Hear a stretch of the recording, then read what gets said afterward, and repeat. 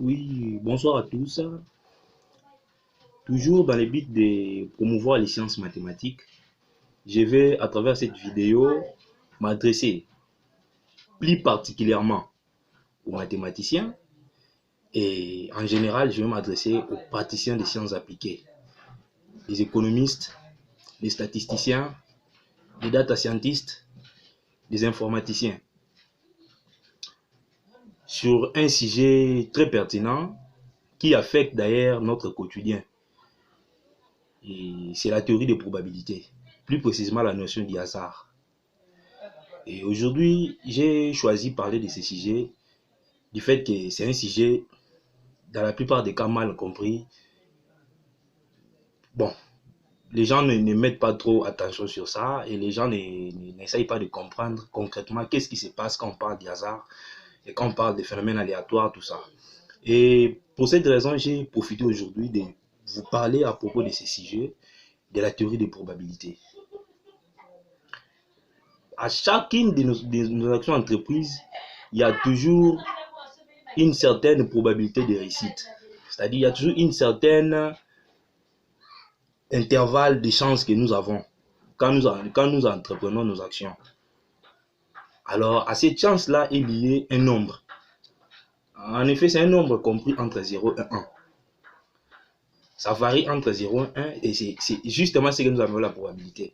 Et la probabilité n'est rien d'autre que la chance de réalisation d'une expérience que nous sommes en train d'effectuer. Et cette chance-là, c'est ce que nous appelons la probabilité. Et c'est tout justement un nombre compris, un réel, compris entre 0 et 1.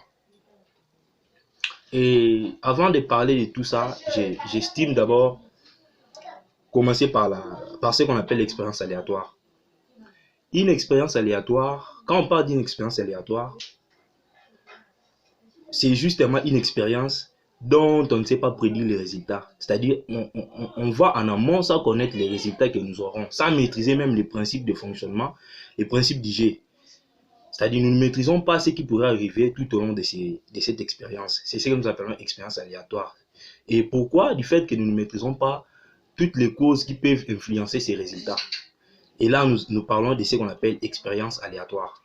Et pour faire voir un exemple, je ferai par exemple l'exemple d'un dé. Ça, c'est un dé. Je vais effectuer le lancer de ces dés. Et quand je suis en train d'effectuer le lancer de ces dés, et je suis en train d'effectuer ce qu'on appelle une expérience aléatoire. Un dé comporte 6 faces. Et les faces sont numérotées de 1 jusqu'à 6. Voilà quand je lance mon dé pour une première fois. Je ne sais pas qu'est-ce qui va arriver, quel résultat, quel chiffre je vais obtenir, quel nombre je vais obtenir partant de 1 jusqu'à 6. Voilà, je lance mon dé. Voilà ce que j'obtiens. J'obtiens D. Et pour une prochaine fois, je relance encore. Voilà. J'obtiens 6. Voilà. À chaque fois que j'essaye de lancer, j'obtiens une face. Donc là, nous sommes en face d'une expérience aléatoire. C'est-à-dire, ce que j'obtiens, je ne sais pas le maîtriser au préalable, en amont. Et il y a aussi ce que nous appelons essai ou épreuve d'une expérience aléatoire.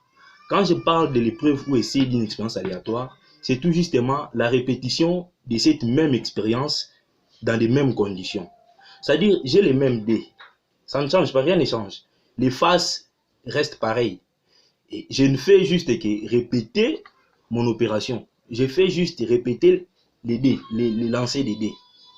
Je lance une fois, je lance deux fois, je lance trois fois.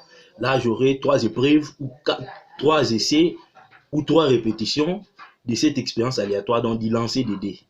Et c'est ce que nous appelons essai. Il y a aussi ce que nous appelons événement aléatoire.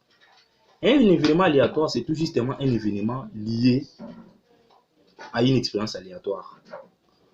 Voilà qu'ici, si je vais parler par exemple de la première fois que j'ai lancé mon dé, j'ai obtenu le nombre, la face D. C'est-à-dire obtenir la face D lors du lancer. C'est ça un événement aléatoire.